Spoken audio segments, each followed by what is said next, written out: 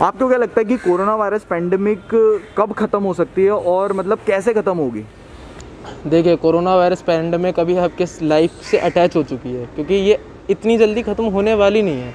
आपको ये अचानक तो है नहीं कि मतलब आयरन मैन ने स्नैप किया और पूरी कोरोना वायरस ख़त्म हो गई, क्योंकि इस चीज़ को टाइम लगेगा। ये कोई ऐसी चीज़ नहीं है कि आप इसे एट अ टाइम जाके ख़त्म कर सकते हैं। ये चीज़ आपको दिखती नहीं है, बट इसे आपको धीरे धीरे रिड्यूस करना पड़ेगा। आपको एक टाइम ऐसा आएगा कि पूरे वर्ल्ड की पॉपुलेशन चेक हो चुकी होगी और उसमें से जब ज़ीरो निकलेंगे, उस दिन पूरे वर्ल्ड मान सकते हैं कि हाँ, अब कोरोना वायरस ख़त्म हो चुका है। आप मेरी बात समझ रहे होंगे, क्योंकि कोरोना वायरस जिस तरीके से फैला है और इंक्रीज रेट के साथ फैला है, उस रेट में मेरे हिसाब से आज तक कोई डिसीज़ नहीं फैली होगी। हाँ, एक प्लेग फैला था, बट उस टाइम पे अर्थ की पॉपुलेशन ही कितनी थी? आज से कम बहुत साल पुरानी बात है। यूरोप में तो पूरा ब्लैक डेथ कहते थे जिसे, और ये ब्लैक डेथ से मेरे हिसाब से कम नहीं है, ये गोल्डन ब्लैक डेथ कह लो इसे, क्योंकि इसका जो रेट है ना, मतलब इसका जो डेथ रेट है आपका हिसाब से 4-5% बैठता है, बट अगर आप वर्ल्ड को मिला वो 6% से ऊपर जाता है। और डेथ रेट मतलब ये एक टाइम पे मतलब ऐसा हिसाब है कि जितनी दिन में इसमें जितनी डेथ होती हैं उतनी शायद वर्ल्ड वॉर में पर डे की डेथ नहीं हुई होगी। वर्ल्ड वॉर में हाँ, टोटल डेथ मैं मानता हूँ उसमें ज़्यादा है, बट कोविड-19 से जो पर डे की डेथ है वो आज तक अनमैचेबल है किसी से भी। और कोरोना वायरस में आप मेरे हिसाब से आप मानिए तो कोरोना वायरस को ख़त्म होने में या रिड्यूस होने में, मैं कहूँगा आपसे सॉरी, रिड्यूस होने में 2-3 साल लग जाएंगे, क्योंकि इंडिया की पॉपुलेशन है अभी कितनों का टेस्ट हो रहा है, 70 लाख 80 लाख, क्या पता बहुत सारे लोग कोरोना इन्फेक्टेड हो। अब हर किसी के पास इतने पैसे भी नहीं है कि हर कोई जाए अपने आप को चेक करवाए। अब उनका जब तक नंबर आएगा तब तक, आजकल लोग बोल रहे हैं कि कोरोना वायरस के रेट इंक्रीज़ हो रहे हैं। मैं नहीं मानना रेट इंक्रीज़ हो रहे हैं, आपका फ़र्क पड़ता है आपके रिकवरी रेट से। अगर आपका रिकवरी रेट बढ़िया है तो फिर आपको कोई दिक्कत नहीं कितने पेशेंट निकला, क्योंकि ऐसे तो लाखों करोड़ों पेशेंट्स हैं, बट हर किसी का वो भी तो नहीं हो रहा, हर किसी का टेस्ट नहीं हो रहा। अभी जिसका टेस्ट होता रहेगा उतने निकलते चले जाएंगे। इसका मतलब ये थोड़ी है कि फैल ज़्यादा रहा है, फैल नहीं रहा, वो निकल के आ रहा कोरोना। अभी तो आप ये निकल के आएगा अच्छे से, फिर इसे पूरी उसके साथ ख़त्म करेंगे और पूरे हेल्थ केयर सिस्टम को डेवलप किया जाएगा। बहुत सारे अभी तो हॉस्पिटल्स बनेंगे। और इससे एक बात बहुत अच्छी हो गई, आपने नोटिस किया होगा, इंडियन गवर्नमेंट ने जो साफ़ सफाई की आदत है कि आना जाना सैनिटाइज़र से हाथ धोना, घर जाओ साबुन से हाथ धो, क्योंकि इंसान को जब डर लगता है ना तभी इंसान को समझ आता है। क्योंकि ऐसा काम किया क्या उन्होंने कोरोना वायरस को कंट्रोल करने का पूरा मतलब अपनी पूरी कोशिश करी है, या फिर वो चूके हैं इस चीज़ में? केजरीवाल का काम तो आप ही जानते हैं। अभी बारिश आई थी कुछ दिन पहले, इतना भारी बढ़ गया था आगे जाके। और आपको याद है अभी कुछ देर पहले एक खबर आई थी कि हॉस्पिटल के बेड कम पड़ गए हैं दिल्ली में। उन्होंने बोला था हमने इतने बेड बनाए, इतने हॉस्पिटल बनाए, इतने नए रूम्स बनाए। मेरे को तो नहीं लगता कोई नए रूम्स बने हैं, नए हॉस्पिटल अगर बने भी हैं अच्छी बात है, बने हैं बहुत बढ़िया बात है, बट हॉस्पिटल के बेड्स आपको जब कोरोना की पेशेंट्स की ज़रूरत है और पेशेंट्स को आपको लाना है, आप किस पे सुलाएंगे? ज़मीन पे उन्हें? ज़मीन पे किसका इलाज होता है? आप खुद बताइए। अगर मोदी जी का आप देखिए, अब यूपी की गवर्नमेंट है, यूपी की गवर्नमेंट भी एक गवर्नमेंट है, ठीक है, उनका स्टेट भी हमसे बड़ा है, पॉपुलेशन भी ज़्यादा है, बट वहाँ ना किसी बेड की कोई दिक्कत आई है, हॉस्पिटल की कोई दिक्कत आई है। जबकि दिल्ली तो आपका मेट्रोपोलिस है, यूपी तो नहीं है। यूपी की एक भी सिटी मेट्रोपोलिस में नहीं आती है, पर उन्होंने जिस तरीके से इस चीज़ को मेंटेन किया है, आपको लगता है दिल्ली गवर्नमेंट कर पाएगी? दिल्ली गवर्नमेंट को 2-3 साल अभी पीछे चल रही है क्योंकि मेरे हिसाब से बीजेपी गवर्नमेंट का जो काम है, जो उन्होंने एफिशिएंसी बना के रखी है और जिस इफेक्टिवनेस के साथ वो काम कर रहे हैं कि इतने कम बजट में इतने लोगों का इलाज करना, इतने लोगों को लेके जाना, उसके बाद इतने लोगों की जिम्मेदारी लेना कि अब ये कोरोना नहीं फैलाएंगे, ठीक है।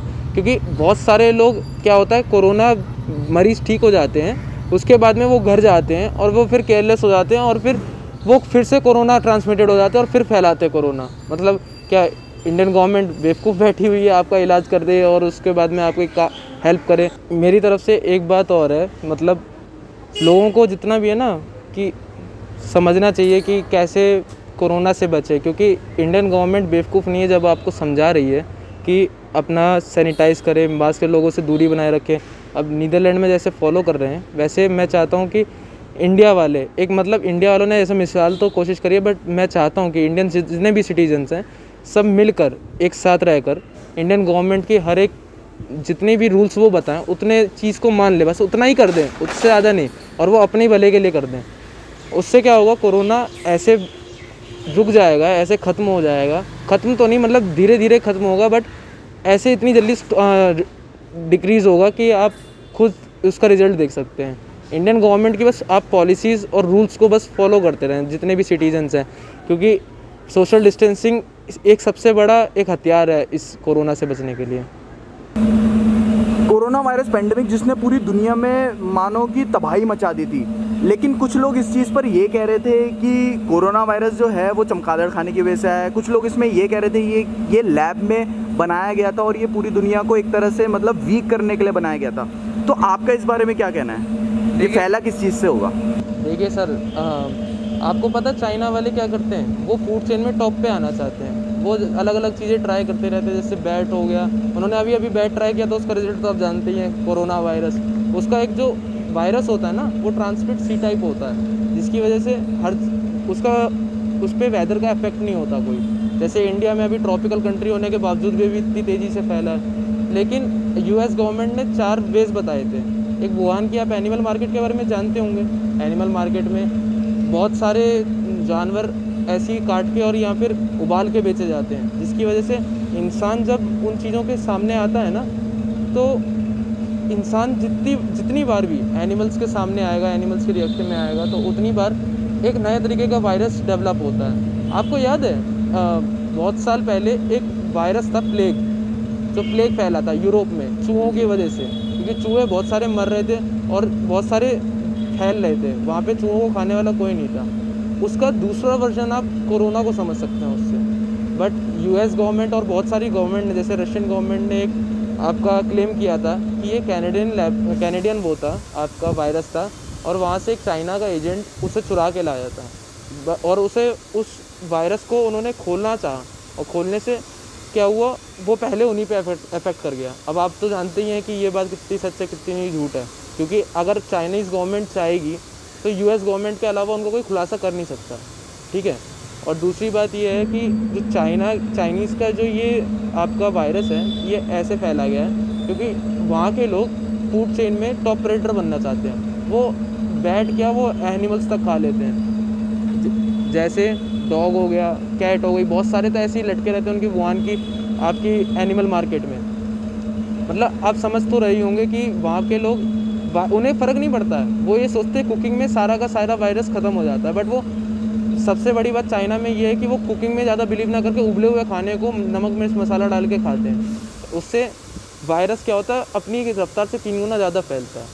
चाइनीज़ गवर्नमेंट इस बात पे कर नहीं रही है और हमेशा छुपाती तो रहती है। देखिए, क्योंकि इंडियन गवर्नमेंट ने कितनी बारी क्लेम किया कि चाइनीज़ गवर्नमेंट की कितनी इलीगल एक्टिविटीज़ है, WHO ने कितनी बारी बोला है, बट वही है ना, एंड में आपने आजकल एक नया मीम देखा होगा जिसमें WHO के जो आपका लीडर है WHO का, उसके आंखों के आसपास ब्लैक पट्टी बांधी हुई है, क्योंकि वो सच देखना नहीं चाह रहे हैं। और चाइना अपने जानबूझ के अपने ऐसी PPE किट्स बेमतलब के आपके क्या कहते हैं हेल्प, जितनी भी चीज़ें हेल्प कर सकती है कोरोना को, सब बेकार बना के दे रहे। क्योंकि अभी इंडिया में दिए थे तो उसमें से 75% तो बेकार माल निकला था।